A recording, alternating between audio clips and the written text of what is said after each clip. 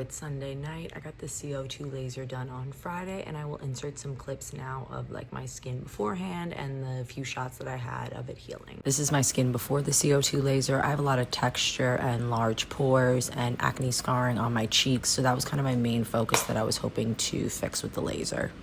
Honestly, even with the numbing cream, this was so painful. I was really surprised. This is my skin directly after I got the laser done in the car. On the whole drive home, my face was in pain, so having the air blast on it was super helpful. And then this is my skin 2 hours later, and then this is just a close-up of my skin of what it looks like just 2 hours after getting the laser done.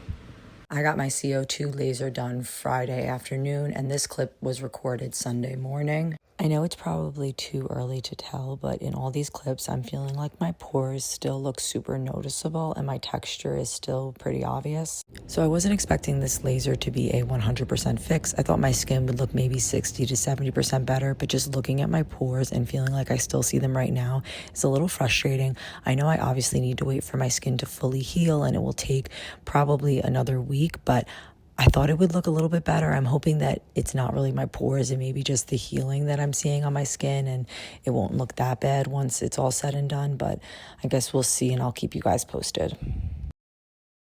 So I definitely saw some people like scabbing and bleeding, and I don't know if that's because they were picking at their skin or what, but I don't think my skin looks that bad. Obviously, you can tell I got something done, but I feel fine leaving the house. I'm not like, oh my goodness, let me not go anywhere, but it's definitely super itchy right now. I'm trying not to touch it at all, and I'm keeping my face very hydrated. I will show you the products that I'm using in a second, but I think it should look good in a couple of days. I don't know. Like, I don't think it looks that bad. It's definitely super red though. But I'm thinking that maybe I'll do one more treatment after this. It was just so painful. I really did not know it was going to be that painful. I figured there would be some pain to it. Obviously, they're burning your skin with a laser, but it was just so unbelievably painful. I didn't think I was going to be able to like get through it. That's how bad it was. But I think I have a little bit of a lower pain tolerance. And I will say, I do want to do it again though. If my skin doesn't look perfect after this, I kind of want to just talk to the girl who did my skin and see if we can just focus on my cheeks again. So I'm going to see if either it will be less money if we just focus on like my cheeks instead of my whole face, or if I can just get more passes on my cheek.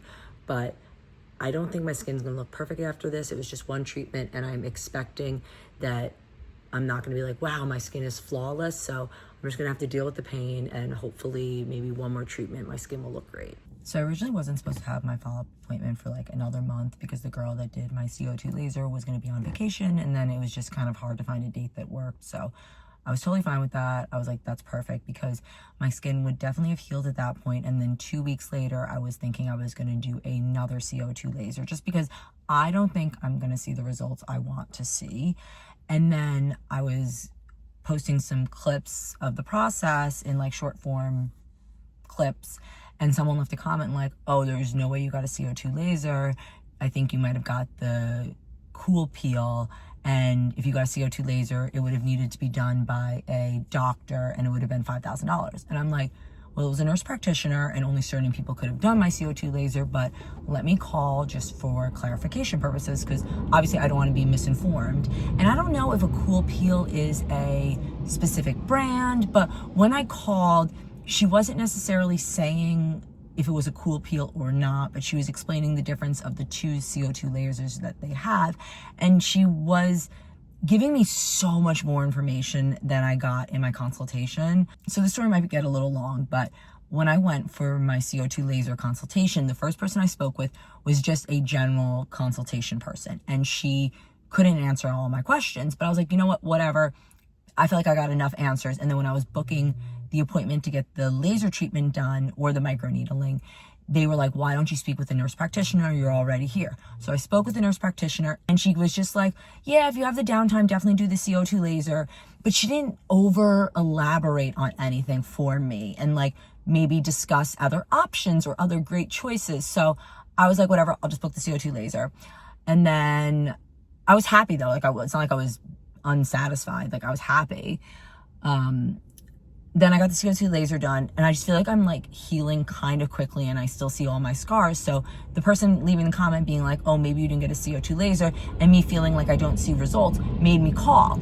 So this new woman that I spoke with is another nurse practitioner, and she is so informed. And she basically was like, come see me and we'll do a reassessment of what makes sense for you. If you're still seeing your large pores, potentially you didn't get maybe the best CO2 laser for your skin concern, because they have two.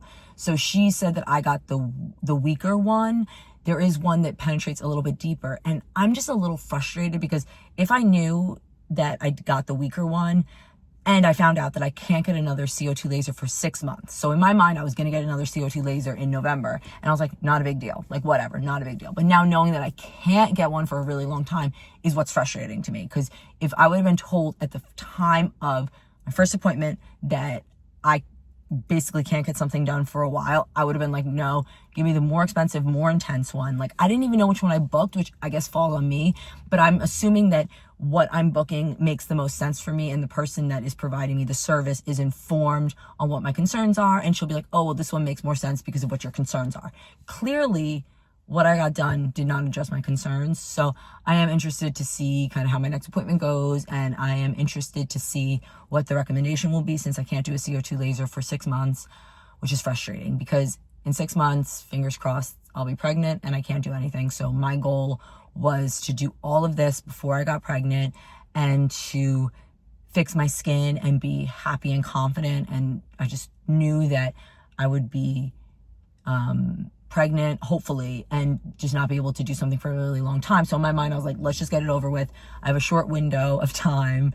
And I'm a little frustrated because I don't think I'm gonna have the results I want in the time frame that I was looking for.